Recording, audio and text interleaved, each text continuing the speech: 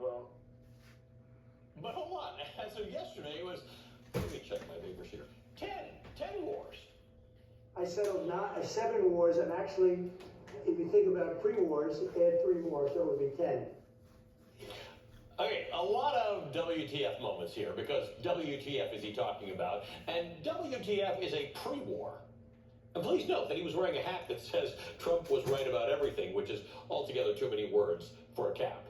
He also says he's, quote, averaging about a war a month, which is truly impressive. Bravo, Mr. President. I've always said that Donald Trump has got a knack for peacemaking and uniting the people. Earlier this month, the White House clarified which wars the so-called President of Peace claims to have resolved. They are the conflicts between Armenia and Azerbaijan, the Democratic Republic of Congo and Rwanda, India and Pakistan, Israel and Iran, Cambodia and Thailand, Egypt and Ethiopia, and Serbia and Kosovo.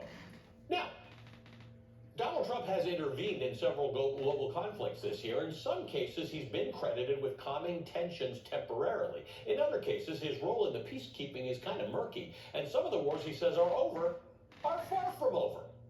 Let's start with Armenia and Azerbaijan. In the simplest of terms, they've been fighting over territory and tensions, and things have really heated up in the last few years. The leaders of Armenia and Azerbaijan visited the White House on August 8th. They signed an agreement which reopens transportation routes and creates a major transit corridor that will be renamed Trump Route for International Peace and Prosperity.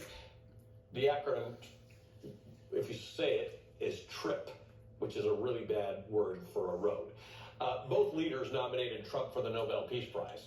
But the border remains closed between Armenia and Azerbaijan, and there are upcoming negotiations between the two which could reignite the conflict. And the deal they signed is not a peace treaty. It's progress. But a war solved? Highly debatable. Spoiler alert for the rest of this list, by the way. It's about as close as we get to an actual solved war.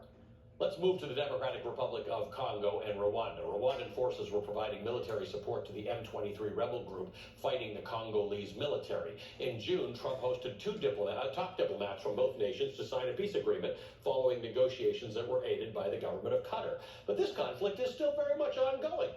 This week, the rebels walked away from peace talks.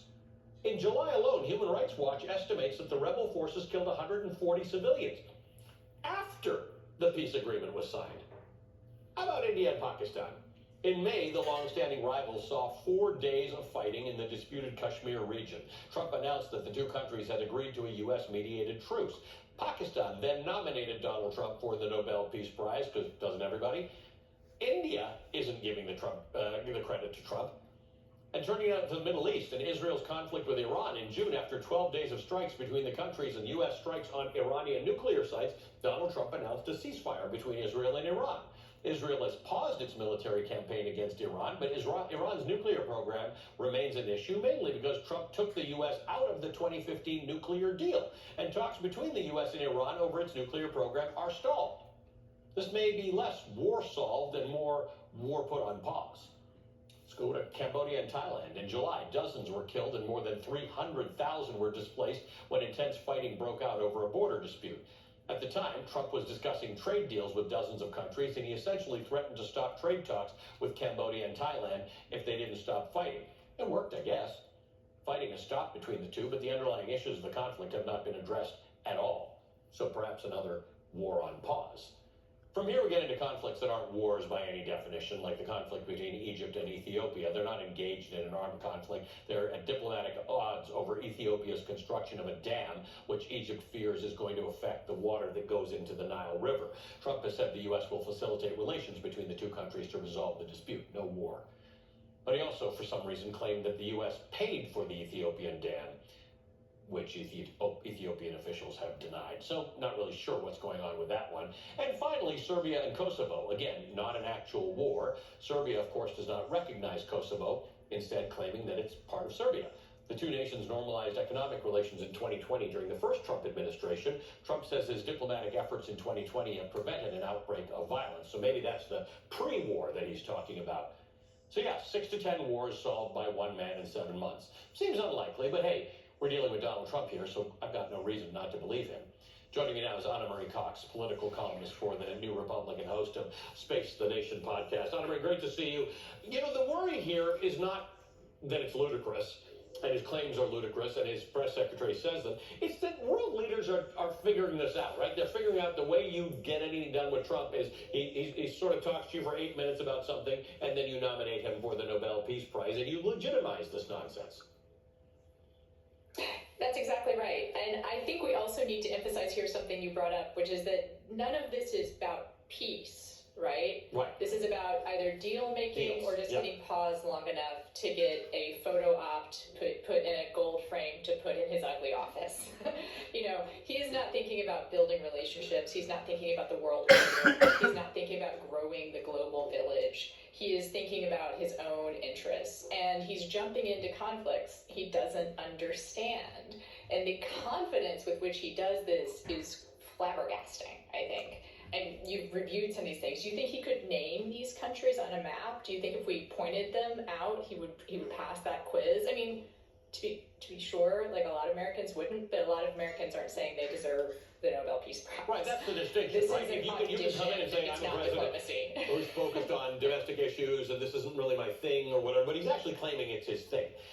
In fact, a few weeks ago when he was with the head of the EU, and a reporter asked him about this, you could see he was doing what he calls his weave, right? They asked him about Cambodia and Thailand. He didn't really have an answer. Then he talked about India and Pakistan. Then he talked about Congo and Rwanda. And then he talked about 7 million people being killed in Rwanda by machetes, which was 2 million, and it was the Rwanda genocide that ended in 1994 that had nothing to do with anything to do with Congo and Rwanda today that he's dealt with. So he doesn't know. That's the thing. There's no intimate relation. He couldn't name one leader who he had met with. Cambodia and Thailand, he talked about the 2 guys with whom we trade. I mean, it would be a joke if it weren't actually about lives and wars. It is a joke. I mean, the line that I came up with that I was afraid to use almost is that he's auditioning for a Nobel Peace Prize, but it's more like the Gong Show, except it has terrible, terrible consequences and stakes, right? I mean, these are thousands, tens of thousands, millions of lives on the line in some cases, and whole regimes that don't deserve to be legitimized as well. I mean, the other through line through all of this is that he doesn't see these things in terms of negotiations with a compromise, but is deals with a winner and a loser, right? Correct. And the strong deserve to win, and the weak just need to realize they're losing. That is how he views life. That is how he views domestic issues as well as those abroad. That's actually a really interesting through line to me. Yep. Which may not be obvious to everyone, which because at home he's all bellicose and saber rattling, and abroad he seems like he says he's trying to negotiate peace. But it is all around the strong deserve to win, the weak just need to stop fighting. He's not Ukraine is a great example, peace. right? He's negotiating surrender. Ukraine is a perfect example. He keeps saying, and when the last time that Zelensky was at the White House, he said, "You don't have the cards." And then this last time after he met with Putin, he said to Ukraine, "Well, they're the bigger, more powerful country, so you're going to have to make a deal." But again, it's the word "deal." It's the concept of I am a deal maker, not I understand the underlying issues here, and they're complicated, right? He kept on saying he was going to solve the Ukraine war on day one, and then it was many months in when he said, this is kind of complicated. Well, so he's marketed himself as a negotiator, right? Because of his real estate background. What I find ironic there is that, I don't know, I've had real estate deals in my life. It is totally possible to walk away from a real estate deal and feel like but everyone to feel like they got what they wanted, right? Like a win-win is completely possible. Yes. Trump does not believe in win-wins. For him, winning means someone has to lose, right? If someone thinks it's a win-win, that means it's a lose-lose. So for him, there's only win-lose or lose-lose. Does that make any sense? Someone has to be weak in every negotiation. If someone doesn't walk away feeling like they didn't get what they want, then it's not a win for him. So he's a terrible negotiator. I mean, all he's doing in these imagined diplomatic efforts, even, right? It's not even he's actually doing it. Is picking the loser, not even picking the winner. He's trying to make the loser realize they've lost. Yeah, it's a whole different kind of negotiation than we're used to. Kind of amazing that we even have to have the conversation, but he says it enough that I just wanted to let people know about these 6, 7, 8, 9, 10 wars, the 3 pre-wars. Can I jump in one thing here? Yeah. Which is that I think this is important for Americans to pay attention to, because there are some important reminders and lessons that we'll see when these deals inevitably fall apart, which is authoritarianism is fragile, right? Oligarchy is fragile. History shows us this, that resistance is more resilient than tyranny. I don't know, you've seen my wallpaper. I love Star Wars, my favorite show, Andor. Tyranny requires constant effort.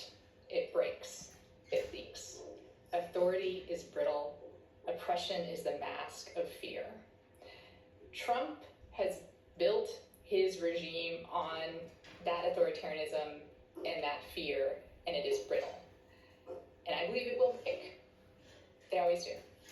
That's an optimistic take on the whole thing. We appreciate you for that. That's why we have you on.